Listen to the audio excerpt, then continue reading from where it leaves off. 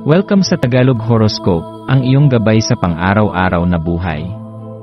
Hatid namin ang pinakadetalyadong horoscope na magsisilbing gabay mo sa pera, trabaho, pag-ibig, kalusugan, at swerte. Naway magtagumpay sa buhay ang lahat ng ating tagapakinig at subscribers sa buong mundo. Maraming salamat sa pag-subscribe at tanggapin ang siksik, liglig, at umaapaw na biyayang hatid ng Tagalog Horoscope.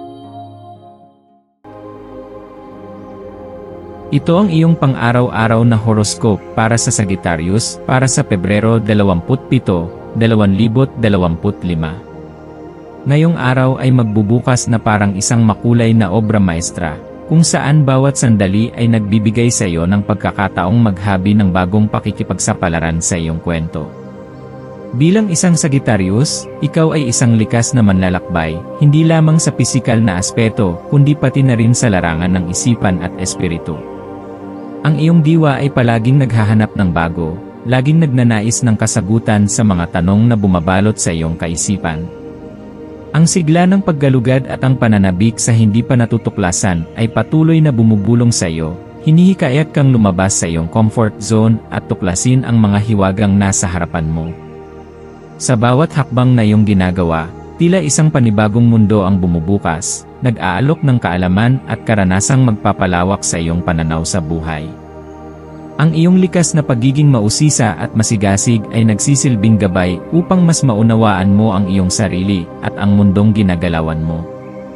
Habang lumilipas ang araw, mararamdaman mong parang may tinatawag sa iyo, isang pahiwatig mula sa kalawakan na nagsasabing panahon na upang sumubok ng bago. Ang enerhiyang ito ay nagbibigay sa iyo ng lakas upang magpatuloy, kahit paminsan ay may pag-aalinlangan kang nararamdaman.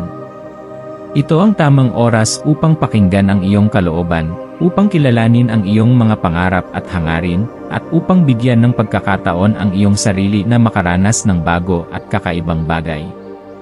Huwag matakot sa kawalang katiyakan, sapagkat madalas, sa mga hindi planadong landas mo matatagpuan ang pinakamahalagang aral sa buhay.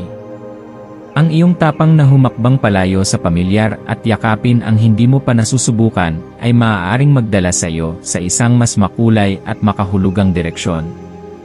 Dahil ang buwan ay kasalukuyang nasa Pisces, ang iyong pananaw sa mundo ay mas lalong lumalawak, tila ba mas malalim mong nauunawaan ang koneksyon mo sa universo. Parang may natutuklasan kang isang mas mataas na antas ng kamalayan, isang mas malalim na pagkaunawa sa sarili mong emosyon. Sa ilalim ng impluensyang ito, maaari mong mapansin na ang iyong isipan ay puno ng ideya at inspirasyon. Marahil ay may mga pangarap kang nais abutin, o kaya naman ay may mga bagay kang gustong simulan, subalit nag-aalangan kang gawin. Ito ang pagkakataong dapat mong yakapin ang iyong tapang at simulan ang unang hakbang. Ang buwan sa Pisces ay nagdadala rin ng isang hindi maikakailang malakas na koneksyon sa iyong panloob na damdamin. Maaaring mas maging sensitibo ka sa mga enerhiyang nakapaligid sa iyo, kaya't mahalagang pakinggan mo ang iyong sarili at bigyan ng espasyo ang anumang emosyon na nais mong maramdaman at iproseso. Ang enerhiyang dulot ng Pisces ay nagdadala rin ng isang matinding emosyonal na pagkilos sa iyong loob. Maaari mong maramdaman na mas malalim ang iyong pakiramdam sa mga bagay-bagay, mas naapektuhan ka ng mga pangyayari sa iyong paligid. Ang mga damdamin na maaaring hindi mo napapansin noon ay maaaring biglang lumutang, hinihiling na bigyang pansin. Huwag itong iwasan, sa halip, yakapin mo ito at pag-isipan kung paano mo ito maaaring gamitin upang mapabuti ang iyong sarili. Ang pagtanggap sa iyong emosyon ay isang hakbang patungo sa mas malalim na pag-unawa sa iyong sarili. Tandaan na ang iyong damdamin ay hindi hadlang kundi isang gabay patungo sa mas malalim na kaalaman sa sarili. Hayaan mong ang mga ito ay magsilbing ilaw sa paglalakbay mo sa pagpapalalim ng iyong koneksyon sa iyong pagkatao. Sa iyong tahanan at kapaligiran, ngayon ay isang magandang pagkakataon upang linisin at ayusin ang iyong espasyo. Ang pagtatanggal ng kalat at mga lumang bagay ay hindi lamang isang pisikal na gawain, kundi isa ring espiritual na proseso. Ang isang maayos at malinis na kapaligiran ay nagdudulot ng sariwang enerhiya na maaaring magbigay sa iyo ng bagong pananaw at inspirasyon. Sa paglilinis ng iyong paligid, Tila nililinis mo rin ang iyong isipan at damdamin, binibigyan ang iyong sarili ng isang bagong panimula. Ang bawat pagtatapon ng luma at hindi na kailangan ay isang simbolo ng iyong pagyakap sa bago at mas kapaki-pakinabang na enerhiya. Ito rin ay isang pagkakataon upang pagnilayan kung anong aspeto ng iyong buhay ang kailangang ayusin, paluwagin, o muling buuin upang magkaroon ng mas malayang pagdaloy ng positibong enerhiya. Sa iyong personal na buhay, mararamdaman mong mas bukas ang iyong puso sa mga relasyon mo sa iba. Maaari kang makaranas ng mas malalim na koneksyon sa mga taong mahalaga sa iyo. Maaaring may mga pag-uusap na puno ng emosyon at kahulugan, mga sandaling puno ng pangunawa at pagmamahal. Ito ay isang magandang pagkakataon upang ipahayag ang iyong damdamin, upang sabihin sa mga mahal mo sa buhay kung gaano sila kahalaga sa iyo. Maging bukas sa pakikinig at unawain ang kanilang mga pananaw at saloobin. Ang isang mas malalim na koneksyon sa iba ay nagsisimula sa tunay at taos-pusong komunikasyon. Gamitin ang araw na ito upang pagyamanin ang mga relasyon na mahalaga sa iyo at iparamdam sa kanila ang iyong sinseridad at pagmamahal. Sa larangan ng trabaho o karera, ito ay isang araw ng pagninilay at pagpaplano. Ano ang nais mong marating sa hinaharap? Mayroon ka bang mga layunin na nais mong matupad? Ngayon ang tamang oras upang suriin kung ikaw ay nasa tamang direksyon. Huwag matakot na mag-isip ng malaki, huwag matakot na mangarap. Ang kalawakan ay bukas sa iyong mga nais, at ang iyong determinasyon ang siyang magdadala sa iyo sa tagumpay. Ang pagsuri sa iyong kasalukuyang sitwasyon ay makakatulong sa iyong matukoy kung anong hakbang ang kailangang gawin upang mas mapalapit ka sa iyong mga pangarap. Kung kinakailangan, huwag mag-atubiling humingi ng gabay mula sa mga taong maaaring makatulong sa iyo. Sa kalusugan, ito ang tamang oras upang bigyang pansin ang iyong katawan at isipan. Ang iyong enerhiya ay maaaring mataas, ngunit tiyakin mong hindi ka mauubos sa dami ng iyong ginagawa. Maglaan ng oras para sa sarili, para sa pagpapahinga at pagpapalakas. Magsagawa ng ehersisyo, uminom ng maraming tubig, at siguraduhing may sapat kang tulog. Ang pangangalaga sa sarili ay isang mahalagang bahagi ng pangmatagalang tagumpay.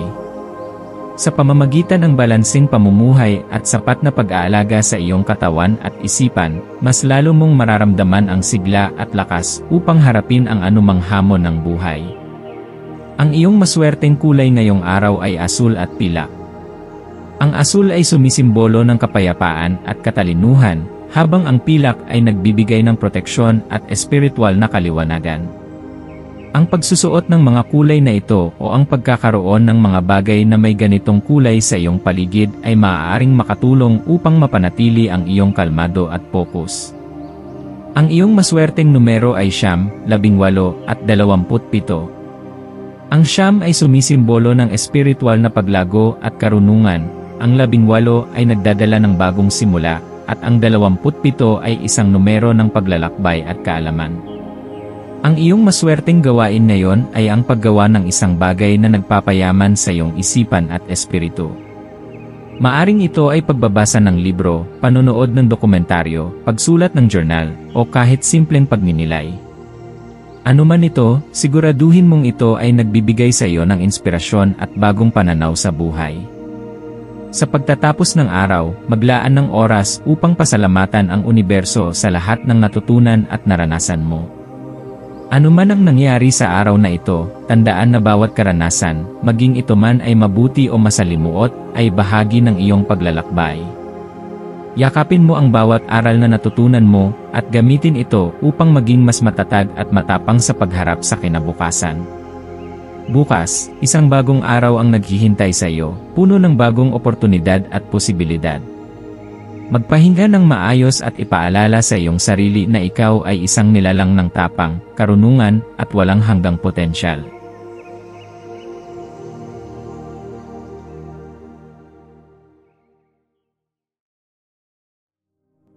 Tayo ay magkaroon ng kaunting sandali upang ipagdasal ang lahat ng mga dalangin ng ating mga subscribers, na sana'y matamo nila ang kanilang mga pinapangarap sa buhay, magandang trabaho, mabuting kalusugan, payapa at masayang pamumuhay, at siksik, liglig at umaapaw na biyaya at kayamanan.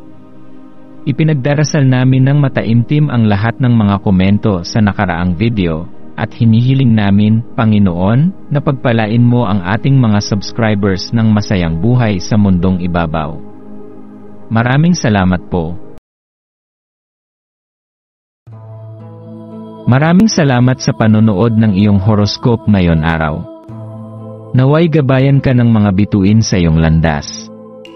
Huwag kalimutang mag-like, share, at subscribe para sa iba pang cosmic na kaalaman. Hanggang sa muli, manatiling konektado sa universo.